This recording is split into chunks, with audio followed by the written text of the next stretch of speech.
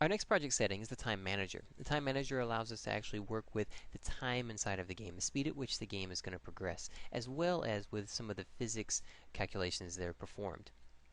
The first option that we're going to see is the fixed time step. The fixed time step, this is a frame rate independent interval, and it's going to dictate when the physics calculations are actually performed on the objects that we're using. Now, what is it that we actually would be performing a physics calculation on? This could be player movement, this could be boxes falling and colliding and things like that.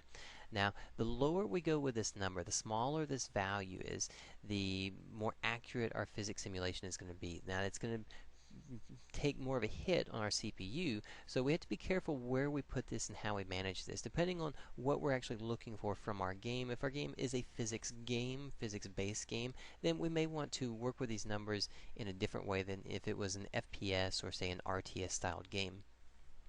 Below that, we have the maximum allowed time step. Now, this is saying, where do we cap out at? Where do we say, this is as far as we go before we stop it so that we don't actually break anything?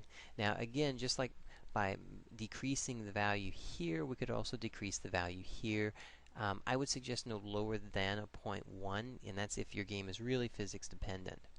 Below that, we have our time scale. The time scale is the speed at which the time progresses inside of our game. So right now we have it set to 1. If we were to, let's say, wanting to increase the speed of our game, we could double that. We could say, let's put that to 2, and that would double the speed of our game.